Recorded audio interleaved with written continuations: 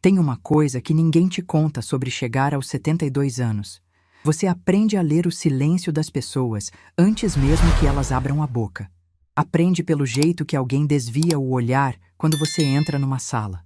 Aprende pelo tom de voz que muda levemente quando percebem que você está mais perto do que imaginavam. Aprende, acima de tudo, quando uma pessoa que sorri para você na frente dos outros está, nas costas, tentando te apagar. Eu aprendi tudo isso da forma mais dura que existe, e se hoje estou aqui, contando essa história com a voz firme que você está ouvindo, é porque um dia, numa noite de dezembro, numa mesa posta para o Natal, eu escolhi parar de fingir que não via. Meu nome é Maria das Graças Ferreira Nogueira. Tenho 72 anos. Cabelos brancos, mãos que já bordaram muito linho e uma calma que me custou décadas aprender a ter. Sou mineira de Belo Horizonte, professora de matemática aposentada, avó de 2 e viúva há 8 anos. E essa história começa numa noite de 24 de dezembro de 2020, quando eu tinha 68 anos, sentada à mesa de jantar da casa que eu ajudei a comprar, cercada pela família que eu ajudei a construir, ouvindo o homem que eu ajudei a salvar da falência me chamar de peso morto na frente de todo mundo. Deixa eu te contar como foi.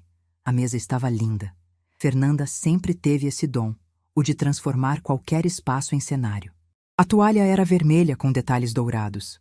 As velas brancas estavam acesas nos castiçais de prata que eu havia dado de presente no aniversário de casamento deles.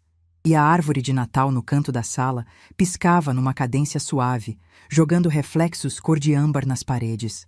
Cheirava a atender assado, a canela, a laranja cravejada.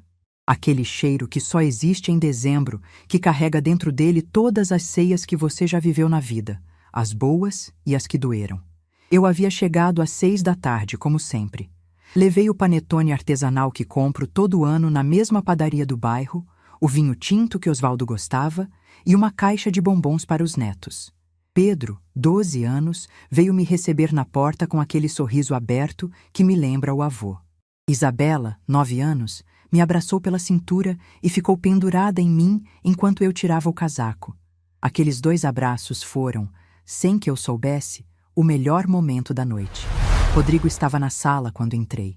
Me cumprimentou com um aceno de cabeça, daquele jeito que as pessoas cumprimentam alguém que precisam tolerar.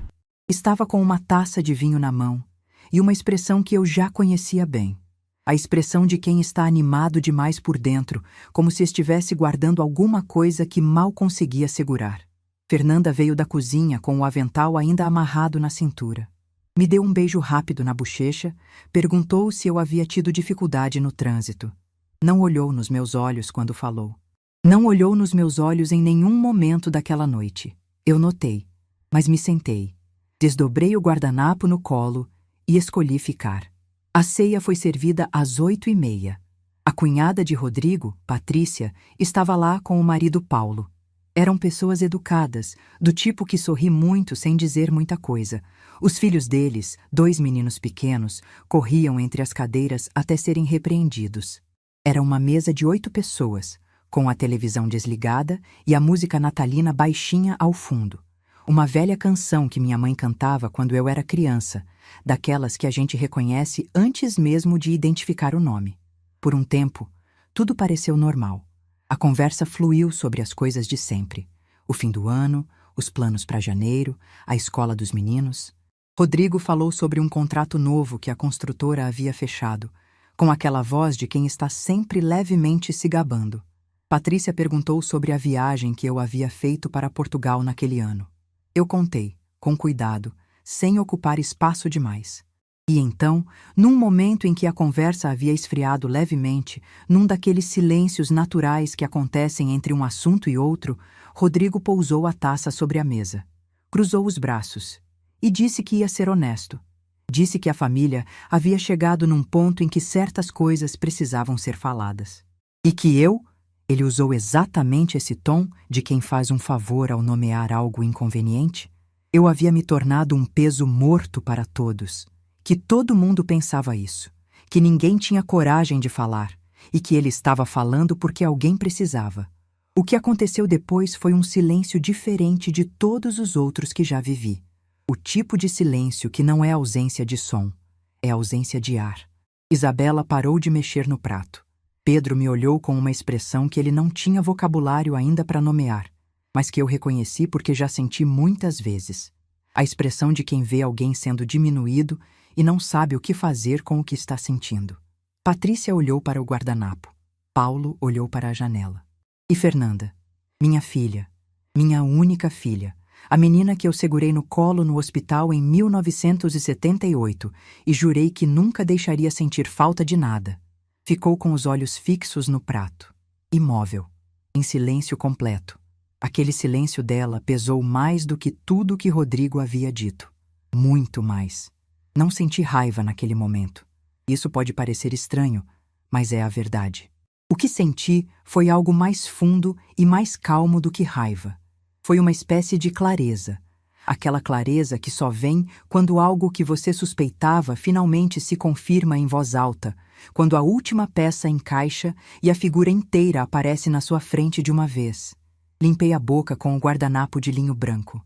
Devagar, com os dois cantos, como minha mãe havia me ensinado desde pequena que uma mulher de postura faz. Pousei o guardanapo dobrado ao lado do prato. Sorri, não o sorriso de quem está bem, mas o sorriso de quem já decidiu. Disse com licença. Me levantei da cadeira sem nenhuma pressa. Peguei minha bolsa que estava pendurada no encosto. Passei pela sala, desviei da árvore de Natal com seus reflexos cor de âmbar, atravessei o corredor de ladrilhos que eu havia ajudado a escolher quando a casa foi reformada e saí pela porta dos fundos. O jardim estava frio naquela noite. O ar tinha aquele cheiro de terra úmida que Belo Horizonte tem em dezembro, depois das chuvas da tarde. As luzes da rua jogavam sombras longas entre as árvores. Caminhei até o meu carro no estacionamento do outro lado do portão, abri a porta traseira e peguei a pasta. Ela estava lá desde aquela manhã. Uma pasta fina, de papelão duro na cor preta, com um elástico bege segurando as folhas dentro. Eu havia colocado ali antes de sair de casa, sem fazer nenhum alarde, sem nenhum plano concreto traçado. Mas alguma parte de mim sabia. Aquela parte que aprende com o tempo a ouvir o que as pessoas não dizem. Que o dia em que eu precisaria dela estava chegando. Eu só não sabia que seria aquela noite. Voltei para dentro com a pasta debaixo do braço. A mesa estava igual. Ninguém havia se levantado. Rodrigo ainda estava na mesma posição, com a taça na mão e aquela expressão de quem fez algo que considerava necessário e aguarda o reconhecimento do gesto. Coloquei a pasta sobre a mesa. No centro exato, entre os pratos e as taças de cristal, bem onde todos pudessem ver sem esforço. Olhei para Rodrigo e disse apenas, "Abre." Ele me olhou por um segundo, depois olhou para a pasta. Tirou o elástico devagar, como se ainda não soubesse ao certo o que estava fazendo, e abriu. O primeiro documento estava em cima. Era um laudo produzido pelo Dr. Marcelo Viana, meu advogado, datado de novembro de 2020. Detalhando, com datas, nomes e registros de comunicação, a tentativa de transferência das minhas cotas societárias para o nome de Fernanda, sem o meu conhecimento e sem a minha autorização, operacionalizada por um contador que Rodrigo havia contratado especificamente para esse fim, acreditando que eu era uma viúva distraída que não entendia de documentos. Observei o rosto dele enquanto lia. Vi o momento exato em que ele entendeu o que estava segurando. Os olhos pararam de se mover. A respiração mudou. A taça de vinho foi pousada na mesa com um cuidado excessivo. Aquele cuidado que as mãos desenvolvem quando o corpo inteiro precisa de algo concreto para fazer. Patrícia soltou um som baixo, quase inaudível. Fernanda levantou os olhos do prato pela primeira vez na noite. Me olhou. E naquele olhar havia tantas coisas ao mesmo tempo, culpa, medo, reconhecimento, vergonha, que eu precisei desviar o meu para não perder a compostura que havia custado tanto manter.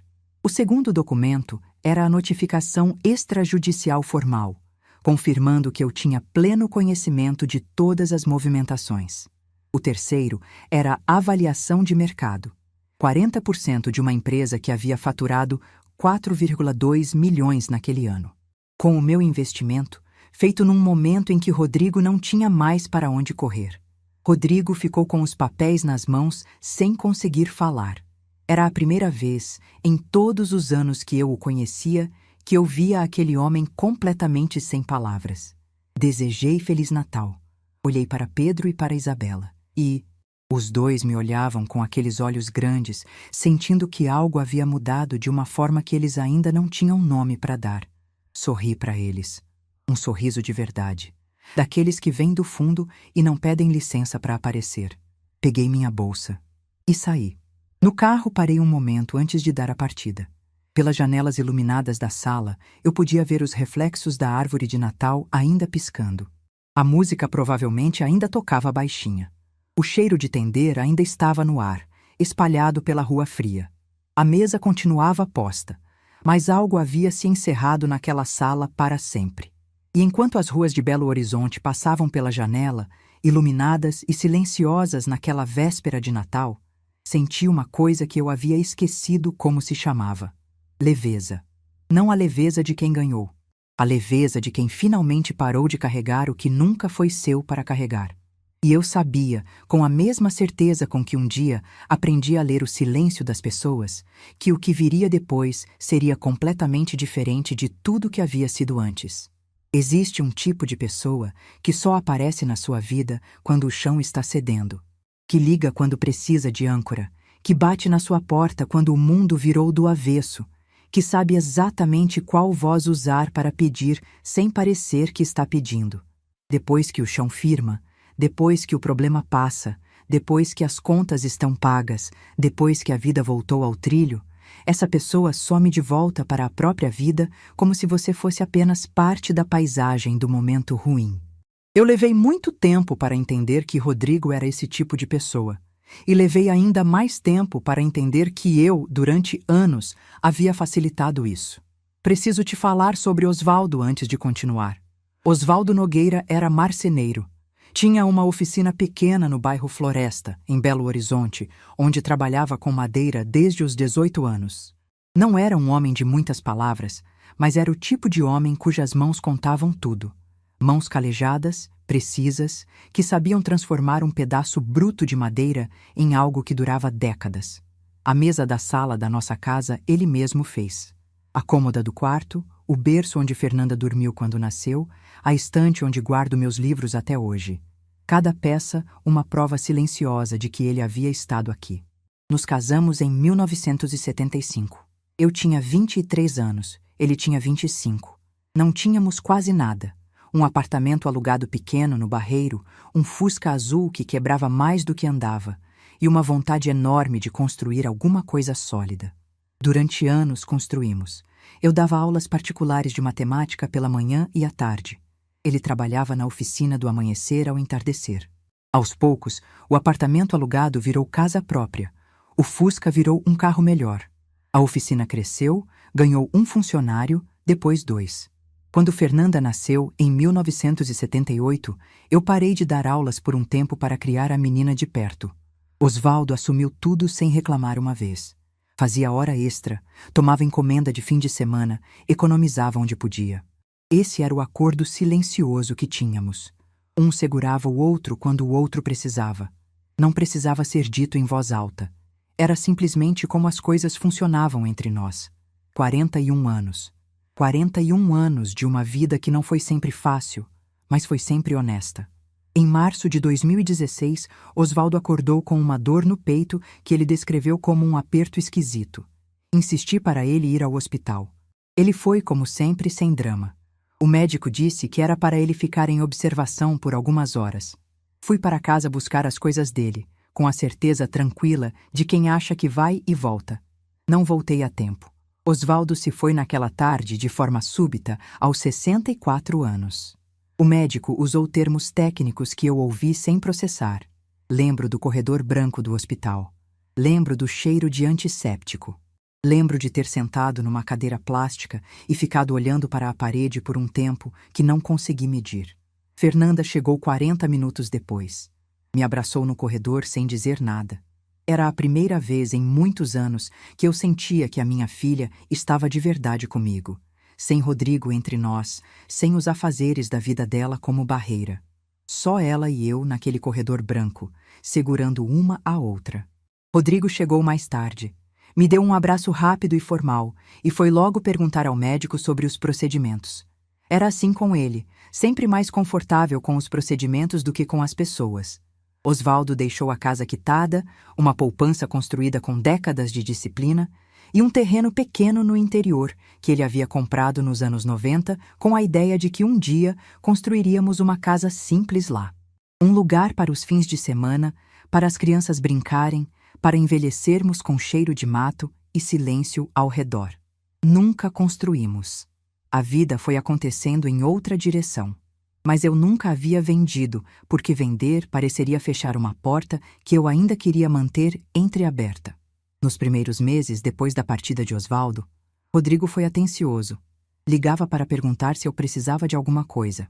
Aparecia aos fins de semana com Fernanda e os netos. Convidava para jantares, incluía meu nome nas conversas, perguntava minha opinião sobre assuntos da família. Eu apreciava aquilo, mesmo que sentisse, num lugar que não sabia nomear ainda, que havia algo levemente encenado naquela gentileza. A máscara durou cerca de 1 ano. Em 2017, a construtora de Rodrigo entrou em crise. Não foi de uma hora para outra. Foi aquele tipo de colapso que vai se anunciando em sussurros antes de gritar. Contratos cancelados, fornecedores atrasando entrega, uma obra grande que havia parado no meio por problema de licença. E por baixo de tudo isso, uma dívida considerável com a Caixa Econômica que, se não fosse honrada dentro do prazo, resultaria em execução de garantias e provavelmente no fim da empresa. Foi numa quarta-feira de junho que ele veio até a minha casa. Fernanda veio junto.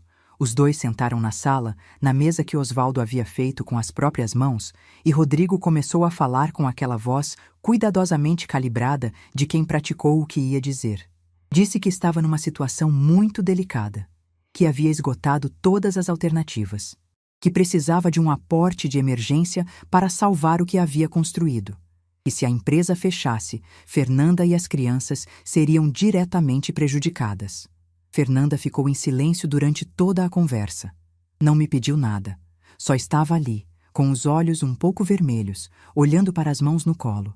E foi esse silêncio dela, mais do que qualquer coisa que Rodrigo disse, que me fez ouvir de verdade. Não dei a resposta naquele dia. Pedi uma semana. Nessa semana, consultei 3 advogados diferentes, em dias diferentes, sem que um soubesse do outro. Queria entender exatamente o que eu estaria assinando, quais eram os riscos, o que me protegeria se as coisas dessem errado. Não porque duvidasse da minha filha, mas porque eu havia passado a vida inteira sendo professora de matemática, e uma professora de matemática nunca assina um número sem conferir o cálculo. O Dr. Marcelo Viana, que era o 3º advogado que consultei e o mais direto dos 3, me disse o seguinte: se eu quisesse fazer aquilo de forma segura, precisava ser sócia, não credora. Credor, explicou ele, é quem empresta e reza. Sócio é quem investe e tem direitos. Assinar como sócia, com contrato registrado em cartório e na junta comercial, me daria proteção legal e participação real nos resultados da empresa. Foi o que eu fiz. Em julho de 2017, investi R$380 mil, quase a totalidade da poupança que Osvaldo havia deixado, em troca de 40% das cotas da construtora de Rodrigo. Tudo formalizado, tudo registrado, com assinatura de 2 testemunhas e reconhecimento em cartório. Rodrigo assinou com uma caneta dourada que ele havia tirado do bolso do paletó. Depois de assinar, me deu um aperto de mão e disse que eu não me arrependeria. Fernanda chorou de alívio e me abraçou por um longo tempo. Eu guardei a minha via do contrato numa pasta preta dentro do armário do quarto e não pensei mais no assunto. A empresa se recuperou. Em menos de 1 ano, Rodrigo havia quitado a dívida com a Caixa, retomado as obras paradas e fechado 2 contratos novos. O homem era bom no que fazia. Eu nunca neguei isso. Tinha visão, tinha energia, sabia negociar. Com o capital de giro que eu havia fornecido, a construtora voltou a crescer com uma velocidade que ele mesmo não esperava. E à medida que a empresa crescia, Rodrigo crescia também. Não da forma boa, da forma que infla. Comprou um carro importado. Trocou o escritório por um espaço maior no centro da cidade. Começou a frequentar círculos de empresários e a falar de si mesmo em terceira pessoa nas histórias que contava. E eu, que havia dado o dinheiro que tornou tudo aquilo possível, fui ficando menor na narrativa que ele construiu sobre si mesmo. Em 2018, quando decidiram comprar o sobrado em Santa Luzia, onde moravam até hoje, faltava dinheiro para a entrada. Rodrigo tinha o financiamento aprovado, mas o valor exigido como entrada estava além do que tinham em caixa naquele momento. Vieram até mim novamente. Dessa vez, eu emprestei R$ 150 mil, com contrato formalizado e meu nome registrado na escritura do imóvel como coproprietária até a quitação total do financiamento. Dr. Marcelo me orientou sobre isso. Disse que era a forma correta de proteger meu direito enquanto o valor não fosse devolvido. Me mudei para um apartamento menor perto da casa deles naquele mesmo ano. Passava dias inteiros lá. Levava os netos na escola, buscava no contraturno, ficava com eles enquanto Rodrigo e Fernanda trabalhavam. Cozinhava, ajudava com as tarefas, fazia parte da rotina da casa como se fosse parte da estrutura dela. Mas uma estrutura, como qualquer arquiteto sabe, só é lembrada quando ameaça ceder. Enquanto está firme, ninguém olha para ela. Os comentários começaram sutis, como sempre começam. Que eu aparecia demais. Que Pedro e Isabela ficavam agitados depois de passar tempo comigo. Que eu interferia nas decisões de criação.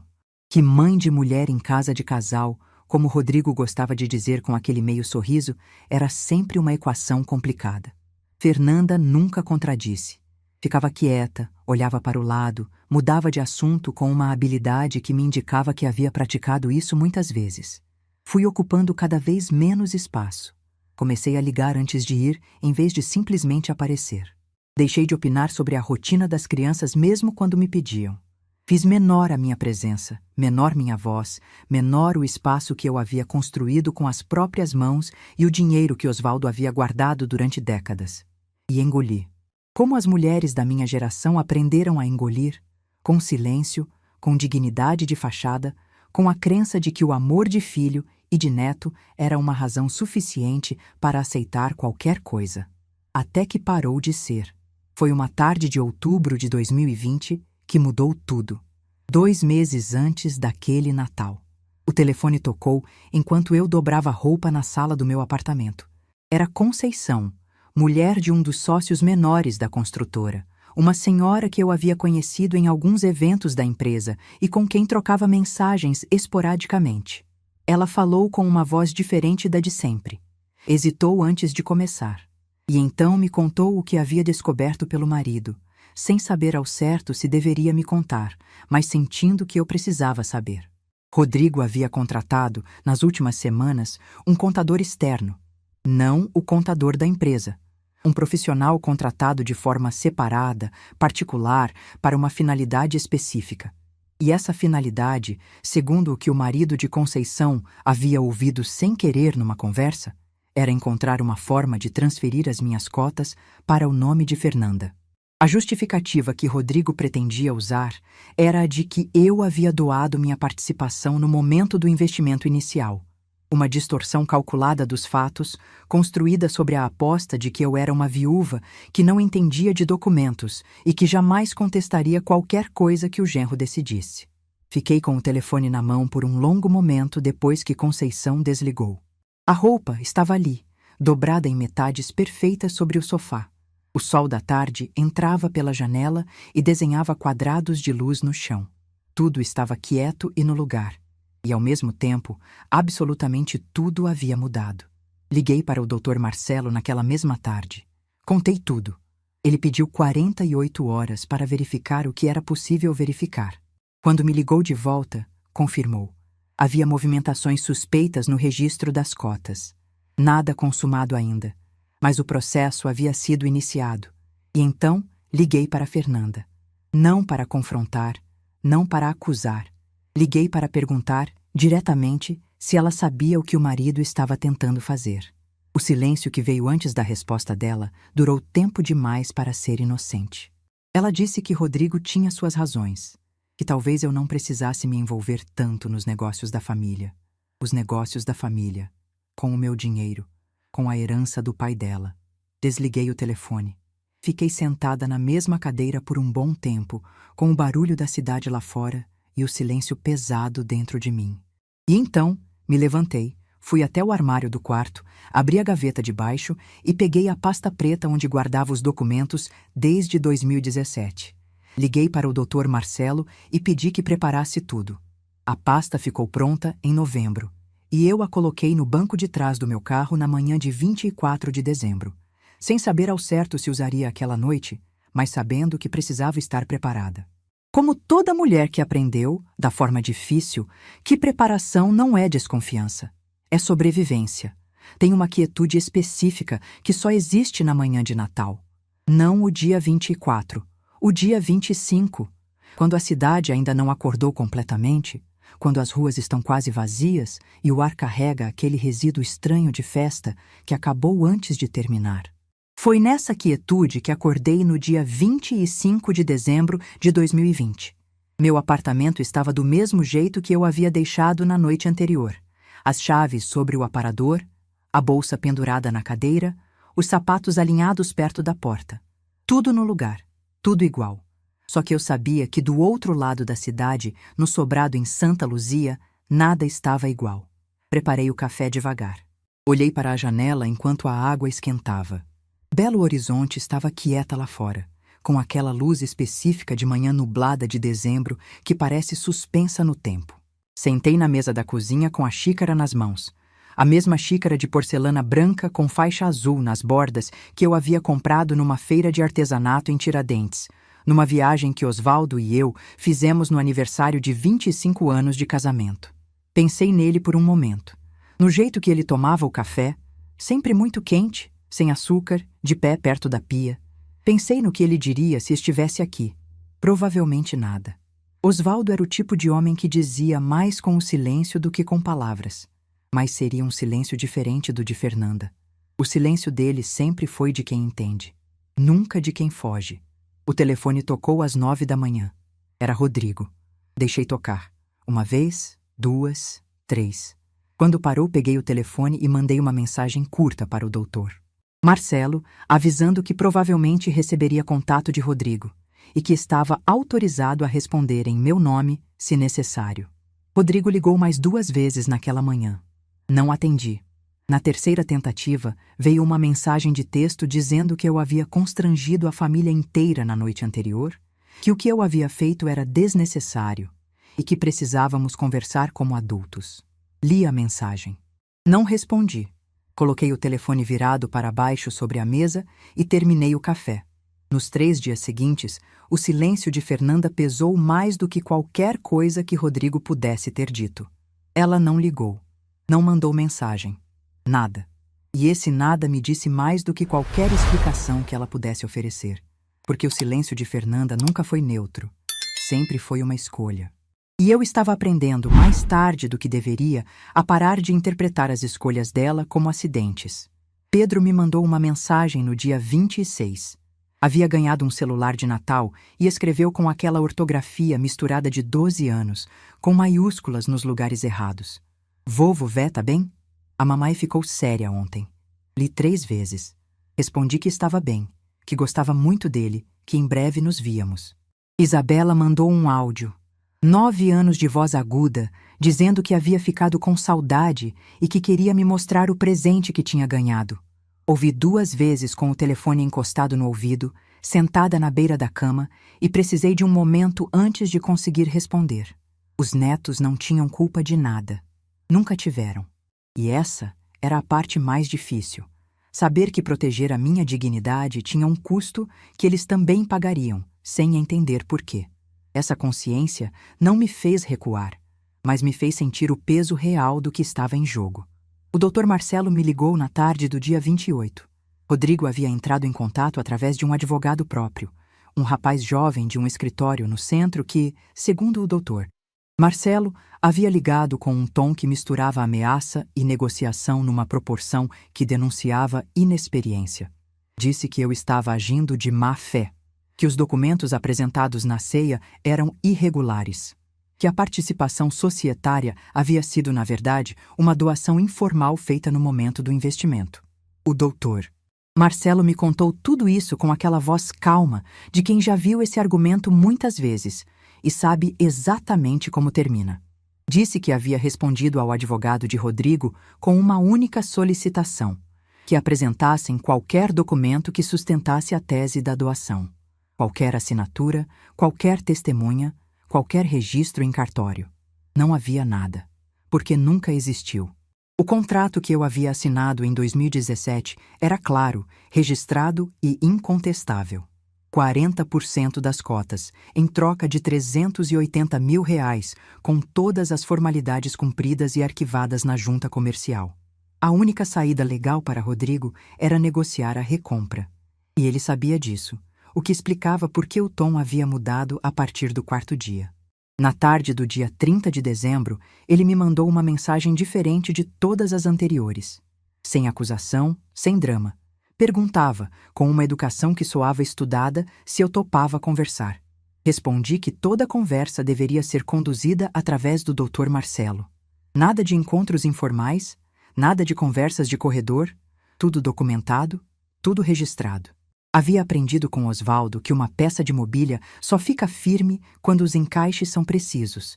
Relações também. Fernanda apareceu no meu apartamento no dia 2 de janeiro de 2021. Não avisou antes. Toquei a campainha e quando abri a porta, ela estava lá. De jeans e blusa simples, sem maquiagem, com aquela expressão de quem não tinha dormido direito em dias.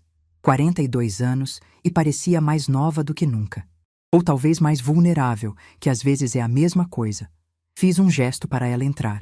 Ela entrou devagar, olhou ao redor do apartamento com um cuidado que não tinha nas outras vezes que havia vindo, como se estivesse vendo o lugar de verdade pela primeira vez. Sentou no sofá sem esperar ser convidada. Colocou a bolsa no colo e ficou olhando para o chão por um momento. Fui buscar água para as duas. Quando voltei e me sentei na cadeira à sua frente, ela levantou os olhos. E me disse que sabia. Não tudo, não os detalhes jurídicos, não os valores exatos, não o nome do contador. Mas sabia que Rodrigo estava tentando fazer alguma coisa com as minhas cotas. Sabia desde setembro. Ele havia mencionado, numa conversa sobre o futuro da empresa, que a situação comigo precisaria ser resolvida e que havia uma forma limpa de fazer isso. Ela não havia perguntado mais. Disse que teve medo da resposta. Fiquei em silêncio enquanto ela falava. Não interrompi. Não concordei nem discordei com a cabeça. Apenas ouvi, da mesma forma que ouço um problema difícil antes de resolvê-lo. Com atenção total, sem julgamento apressado, sem deixar a emoção ocupar o lugar da clareza. Quando ela terminou, havia lágrimas descendo pelo rosto. Não o choro de quem quer ser consolado. Era aquele choro quieto de quem finalmente para de segurar algo que estava pesado demais. Disse a ela que o que mais tinha doído não foi Rodrigo. Que eu nunca havia esperado muito de Rodrigo. Ele sempre foi quem era.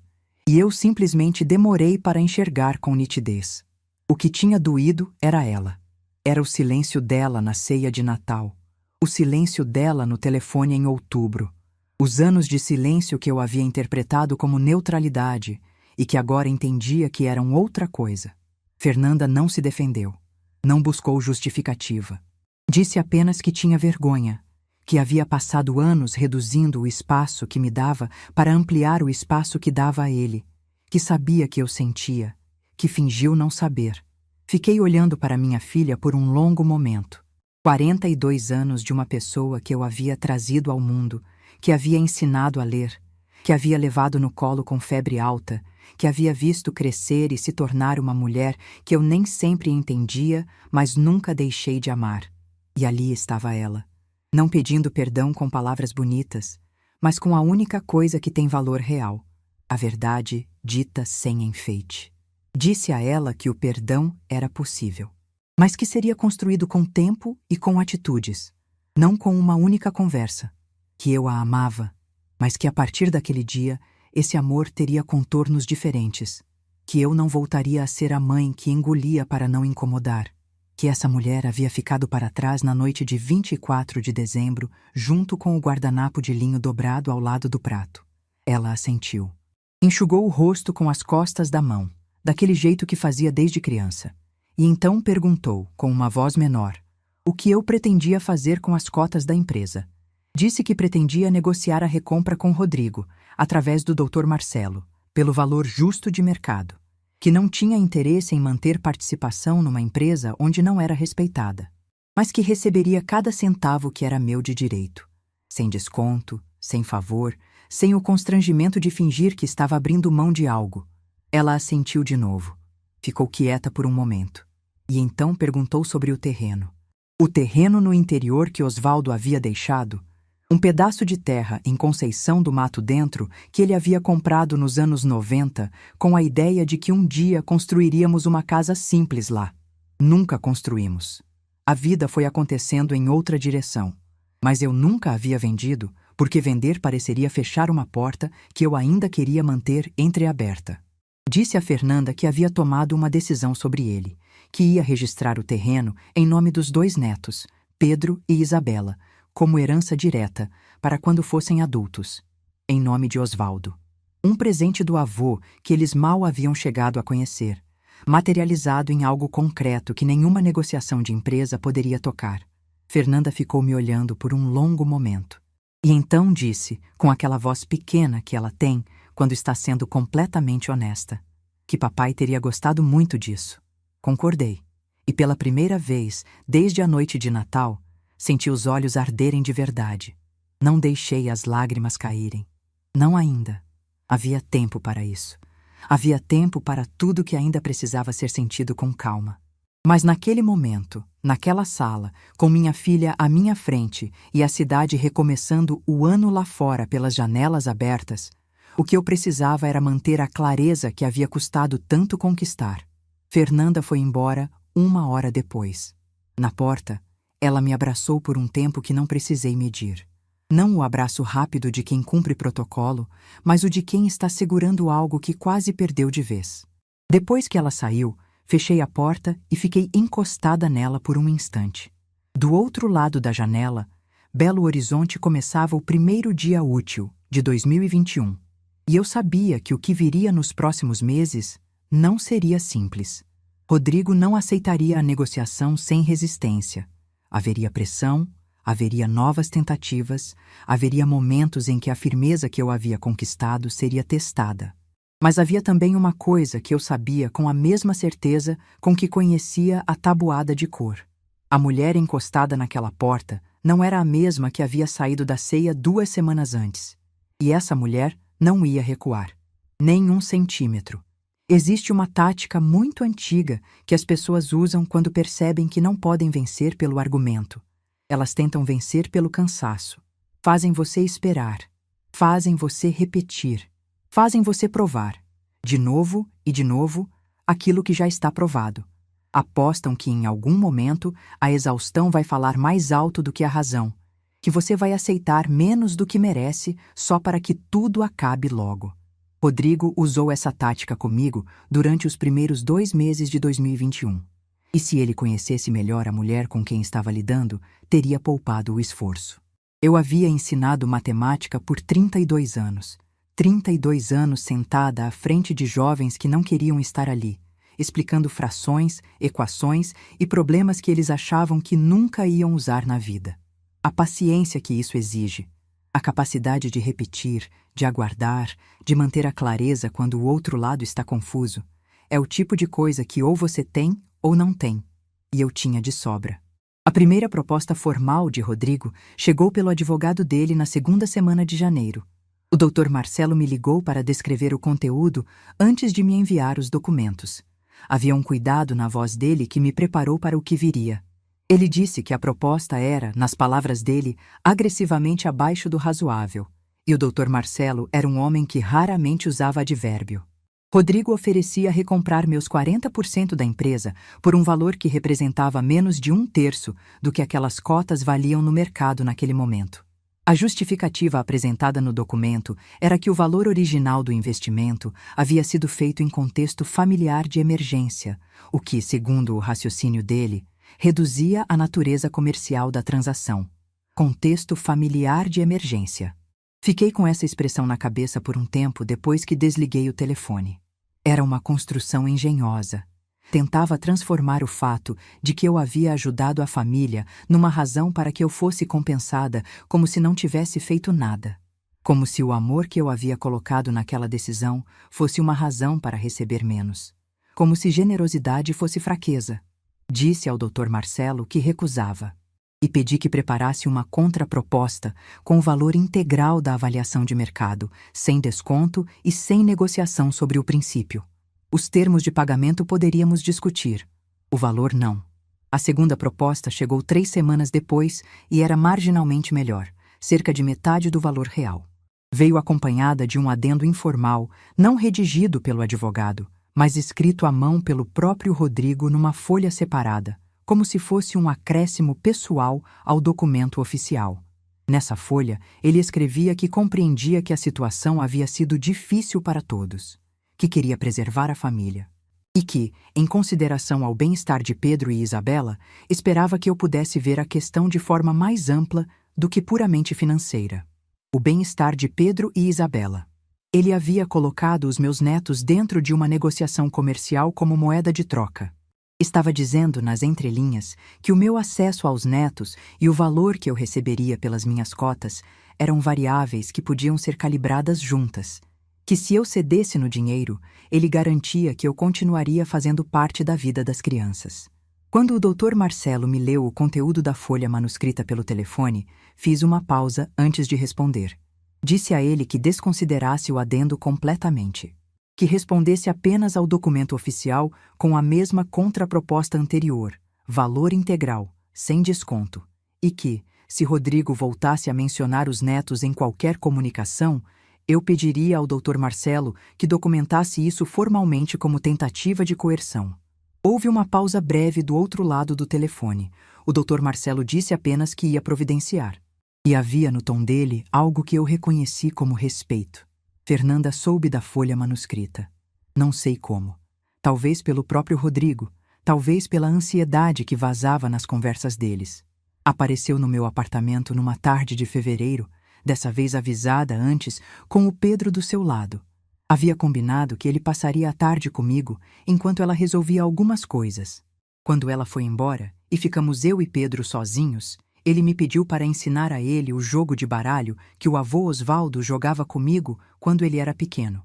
Um jogo simples, de copas e espadas, que Osvaldo havia aprendido com o próprio pai lá no interior de Minas. Sentamos à mesa da cozinha. Misturei as cartas com aquele estalo seco que Osvaldo fazia e que eu havia aprendido a imitar depois de anos.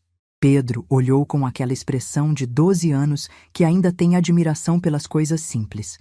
Expliquei as regras devagar, sem pressa, e por 1h30 nós jogamos em silêncio confortável, com a tarde entrando pela janela e o cheiro de café na cozinha. Em algum momento, entre uma rodada e outra, sem tirar os olhos das cartas, Pedro disse que a Isabela tinha ficado brava porque a mãe não deixou ela vir também. Disse que ela havia chorado na hora de entrar no carro. Não respondi nada. Reorganizei as cartas na mão e joguei a próxima. Mas por dentro, algo se moveu com uma clareza absoluta. Rodrigo havia apostado que eu cederia para não perder os netos, que o amor de avó seria a fissura pela qual ele entraria, que eu trocaria o que era meu de direito pela garantia de continuar presente na vida das crianças. E o que aquela tarde com Pedro, jogando baralho na minha cozinha com as regras do avô que ele mal havia chegado a conhecer, me mostrou, foi exatamente o contrário. Que a minha presença na vida deles não dependia da boa vontade de Rodrigo. Dependia de quem eu era. E nenhum documento, nenhuma negociação e nenhuma folha manuscrita poderiam mudar isso. A terceira proposta chegou em março. Dessa vez, sem adendos. Sem referência à família, sem menção às crianças. Apenas números numa página, redigida pelo advogado com a linguagem fria e precisa que os documentos jurídicos têm quando alguém finalmente entendeu que o outro lado não vai dobrar. O valor oferecido estava a 20% abaixo da avaliação de mercado. Ainda não era o certo. Mas era a primeira proposta que eu via como ponto de partida real de uma negociação, não como tentativa de me fazer sentir que eu deveria agradecer pelo que recebesse. O Dr. Marcelo e eu trabalhamos durante 2 dias nos contra-argumentos. Havia um detalhe que ele havia identificado na avaliação original que fortalecia ainda mais a nossa posição. A empresa havia fechado, em janeiro daquele ano, um contrato com uma construtora parceira que aumentava a projeção de faturamento para os próximos 18 meses. Isso, tecnicamente, valorizava as cotas acima da avaliação feita em novembro de 2020. Em outras palavras, minhas cotas valiam mais em março do que quando a negociação havia começado. Quando o advogado de Rodrigo recebeu essa informação, houve um silêncio de 4 dias antes da próxima comunicação. 4 dias em que imagino que Rodrigo teve que sentar com os próprios números e entender que o tempo estava trabalhando contra ele, não contra mim. Fernanda me ligou numa tarde desse período de espera. Não para falar da negociação. Ela havia aprendido a não entrar nesse território e eu respeitei isso. Ligou para perguntar se eu topava encontrar as crianças no parque no sábado seguinte. Apenas nós, ela, eu, Pedro e Isabela. Sem Rodrigo. Fui. Foi um sábado de março com aquele sol de fim de verão mineiro que ainda tem calor, mas já tem a promessa do outono.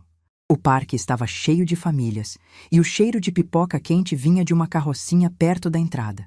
Isabela correu para mim antes mesmo de eu terminar de descer do carro. 9 anos, com os cabelos presos num rabo de cavalo torto que ela mesma havia feito. Me abraçou com aquela força toda de criança que ainda não aprendeu a segurar o que sente. Ficamos 3 horas naquele parque. Isabela me mostrou um novo movimento que havia aprendido nas barras.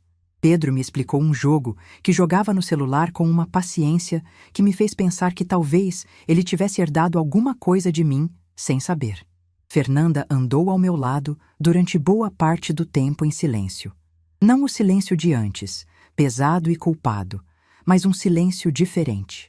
O de 2 pessoas que estão reconstruindo algo devagar, com os tijolos certos no lugar certo, sem pressa de fingir que a parede já está pronta. Em algum momento, ela disse, sem olhar para mim, que havia conversado com Rodrigo, que havia deixado claro que a negociação precisava ser encerrada de forma justa, que ela não voltaria a ficar em silêncio sobre assuntos que me diziam respeito. Não respondi de imediato. Continuamos andando. Depois de alguns passos, disse que agradecia. Não com aquele agradecimento excessivo de quem está aliviado, com o agradecimento simples de quem reconhece um gesto pelo que ele é. Não pelo que deveria ter sido antes, não pelo tempo que levou para vir, pelo que era agora. Fernanda assentiu, e seguimos andando. A proposta final chegou na primeira semana de abril de 2021, valor integral. Pagamento em 3 parcelas iguais ao longo de 12 meses, com correção pelo IPCA, cláusula de quitação antecipada sem multa, participação na escritura da casa liquidada em parcela separada, também pelo valor de mercado atualizado. O Dr. Marcelo me ligou com o documento na mão e leu cada cláusula em voz alta, devagar, do começo ao fim. Quando terminou, perguntou o que eu achava. Fiquei em silêncio por um momento. Não era apenas dinheiro, era a prova concreta, registrada em papel com firma reconhecida, de que eu havia existido, de que o dinheiro de Osvaldo havia construído algo real, de que os R$380 mil investidos numa mesa de escritório em julho de 2017, com o coração partido de viúva recente e os olhos da minha filha marejados ao lado do marido, não haviam evaporado num gesto de generosidade que ninguém precisou agradecer. Eles haviam crescido, haviam rendido. E agora estavam voltando para mim, inteiros, com juros, com a dignidade de quem nunca precisou mendigar o que era seu. Disse ao Dr. Marcelo que aceitava. Ele disse que prepararia os documentos para a assinatura. E então, antes de desligar, disse algo que não estava no roteiro de advogado.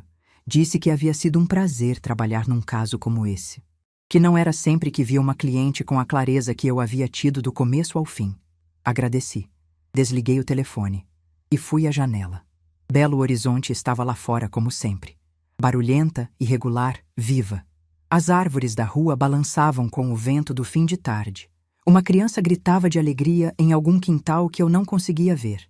O céu estava daquele azul específico de abril em Minas Gerais, que não tem igual em nenhum outro mês do ano. Pensei em Osvaldo. Na oficina dele, no bairro Floresta, no cheiro de serragem e verniz, nas mãos calejadas que construíam coisas que duravam décadas. Na disciplina silenciosa com que havia juntado aquele dinheiro, real por real, durante anos, sem nunca saber que um dia serviria para isso. Para me salvar, não de Rodrigo, para me devolver a mim mesma, porque essa era a verdade que eu havia levado mais tempo para entender do que qualquer outra. O que estava em jogo nunca foi dinheiro. Foi a resposta para uma pergunta que Rodrigo havia feito de forma cruel numa noite de dezembro, sem perceber que eu levaria o resto da minha vida fazendo o contrário de provar que ele tinha razão. A pergunta era simples: o que vale uma mulher como você? E a resposta, eu estava prestes a assinar. Existem dias que a gente sente antes de viver. Acordei naquela manhã de abril de 2021 com uma clareza diferente de todas as outras. Não a clareza agitada de quem está animado. A clareza funda, quieta, de quem sabe que algo está se fechando. Como a última página de um livro que você leu devagar, sabendo que quando virar, acabou. Me vesti com cuidado. Escolhi o terninho verde escuro que havia comprado em Lisboa no ano anterior. Era a primeira peça de roupa que eu havia comprado para mim mesma em muitos anos, sem pensar no preço, sem fazer conta mental, sem hesitar na frente do espelho do provador. Aquela cor verde tinha alguma coisa de declaração que eu não saberia nomear, mas que sentia sempre que colocava. Passei batom. Pentei o cabelo branco com a mão, do jeito que gosto. Me olhei no espelho por um momento. Não vi uma mulher que havia vencido. Vi uma mulher que havia chegado. O escritório do Dr. Marcelo ficava num prédio antigo no centro de Belo Horizonte, daqueles com elevador de grade e piso de granito gasto pelo tempo. Cheguei 10 minutos antes do horário marcado, como sempre faço. Pontualidade foi uma das primeiras coisas que Osvaldo me ensinou, e nunca vi motivo para desaprender. A recepcionista me reconheceu e me levou até a sala de espera. Ofereceu café? Aceitei. Estava com a xícara na mão quando ouvi a porta do elevador se abrir no corredor. Reconheci os passos antes de reconhecer a pessoa. Havia algo naquele ritmo, apressado, levemente irregular, como de alguém que está tentando parecer mais seguro do que está, que eu havia aprendido a identificar ao longo de anos de convivência. Quando Rodrigo apareceu na entrada da sala de espera, sem advogado, sem aviso, com uma expressão que eu nunca havia visto no rosto dele antes, soube imediatamente que aquele momento havia sido planejado. Não por mim. Por ele. Ficamos nos olhando por alguns segundos sem falar. Ele estava diferente. Mais magro do que na última vez que o havia visto, com olheiras que denunciavam noites mal dormidas. O terno estava levemente amassado. Para um homem que sempre havia usado a aparência como instrumento de autoridade, aquele desleixo dizia mais do que qualquer palavra. Disse meu nome em voz baixa, quase como quem pede licença para estar no mesmo espaço. Perguntou se podíamos conversar antes de eu entrar. Fiz um gesto para a cadeira à minha frente. Ele se sentou. O que aconteceu nos 15 minutos seguintes foi a coisa mais inesperada de toda essa história. E eu digo isso sabendo tudo o que aconteceu antes. Rodrigo não argumentou. Não apresentou proposta alternativa. Não tentou negociar. Falou com uma voz que eu nunca havia escutado dele, sem o verniz habitual, sem o tom de quem ocupa o centro da sala por direito próprio. Falou como alguém que finalmente ficou sem recursos e descobriu que sem os recursos não sabe ao certo quem é. Disse que havia passado meses tentando entender como havia chegado até ali. Que havia se comportado de formas que, agora, eram difíceis de olhar de frente. Que usou os netos como argumento numa negociação financeira e que isso, sozinho, dizia tudo sobre o que havia se tornado ao longo daqueles anos. Que havia construído uma versão de si mesmo que funcionava enquanto tinha plateia, e que quando a plateia havia parado de aplaudir, percebeu que não havia muita coisa embaixo do personagem. Não pediu para eu desistir da assinatura, não pediu para eu perdoá-lo, pediu apenas que eu soubesse que ele sabia o que havia feito. Fiquei em silêncio durante toda a fala dele, não por frieza, porque precisava ouvir de verdade antes de responder. Quando ele terminou, havia um silêncio entre nós que não era hostil. Era apenas honesto. Disse a ele que ouvi, que reconhecia que aquilo havia custado algo para ser dito. E que, independentemente do que ele sentisse agora, o que eu precisava fazer naquela manhã continuava igual. Ele assentiu devagar, como quem esperava exatamente essa resposta e precisava ouvi-la assim mesmo. Levantei com a xícara de café ainda na mão e disse que o advogado estava me esperando. Rodrigo ficou sentado na sala de espera enquanto eu entrava. E foi a última vez que precisei carregar a presença dele como um peso. A assinatura durou 40 minutos. O Dr. Marcelo percorreu cada cláusula em voz alta, com os documentos físicos sobre a mesa e a caneta na minha mão. 3 parcelas iguais, correção pelo IPCA, quitação antecipada sem multa. A participação na escritura da casa liquidada em separado pelo valor de mercado atualizado. Quando chegou a vez de assinar, peguei a caneta. Pensei em Osvaldo por um segundo, não com tristeza, mas com aquela gratidão específica que a gente sente pelas pessoas que partiram, mas deixaram algo concreto atrás. Aquele dinheiro havia passado pelas mãos dele antes de passar pelas minhas. Havia sido guardado real por real, em décadas de trabalho silencioso, numa oficina com cheiro de serragem. E agora, naquela sala de granito e madeira no centro de Belo Horizonte, estava se encerrando um ciclo que ele nem poderia imaginar que seria necessário. Assinei com letra firme. Cada página, cada rubrica, cada campo que o Dr. Marcelo apontava. Quando terminei, ele recolheu os documentos, organizou em pastas separadas e me entregou a minha via com as 2 mãos, daquele jeito que os advogados bons fazem quando entendem que não estão entregando apenas papel. Disse que estava encerrado. Peguei a pasta, agradeci e saí. No corredor do elevador, Rodrigo não estava mais. Havia ido embora enquanto eu assinava. E algo nessa ausência foi, estranhamente, o gesto mais respeitoso que ele havia tido comigo em anos. Desci pelo elevador de grade, atravessei o saguão de granito e saí para a rua. Belo Horizonte em abril tem aquela luz de fim de tarde que parece dourar tudo. As fachadas antigas dos prédios do centro, as árvores nas calçadas, as pessoas que passam sem saber que estão sendo vistas. Fiquei parada na calçada por um momento, com a pasta debaixo do braço e o sol naquela cor específica que Osvaldo chamava de Hora do Ouro. Havia um detalhe que Patrícia, a cunhada de Rodrigo, havia me dito numa das poucas conversas que tivemos depois do Natal. Me ligou em janeiro para dizer que lamentava o que havia acontecido, que nem ela nem Paulo tinham palavras para o que Rodrigo havia feito naquela noite e que estavam constrangidos de um jeito que não sabiam expressar direito. Não pedi mais nada a ela. Mas aquela ligação chegou num momento em que eu precisava saber que nem todo mundo havia ficado em silêncio. E ficou. Caminhei até o carro, com a mesma leveza que havia sentido na véspera de Natal, saindo do Jardim Frio em Santa Luzia. Mas diferente. Na véspera de Natal, era o começo de uma ruptura. Agora era o fim de uma negociação. 2 tipos de leveza completamente distintos. E eu estava aprendendo a reconhecer cada um pelo seu peso específico. Nos meses seguintes, fiz coisas que havia guardado numa gaveta da alma há tanto tempo que quase havia esquecido que estavam lá. Em junho, comprei o apartamento no bairro de Lourdes, maior do que o anterior, com varanda que dava para uma rua arborizada e recebia o sol da tarde inteiro. Escolhi cada móvel sozinha, não por teimosia, mas porque havia descoberto que as minhas escolhas tinham consistência própria quando não precisavam ser negociadas com o gosto alheio. Pintei a varanda de branco. Coloquei plantas. Pendurei na sala uma fotografia de Osvaldo e eu no aniversário de 25 anos de casamento. Os 2 sorrindo em frente a uma cachoeira cujo nome não me lembro mais, mas lembro do barulho da água e do cheiro de pedra molhada. Em julho, entrei para o grupo de mulheres do SESC toda quinta-feira. Eram mulheres entre 60 e 70 e poucos anos, com histórias de formas diferentes, mas a mesma substância. A de quem passou anos vivendo nas margens da própria vida e um dia decidiu ir para o centro.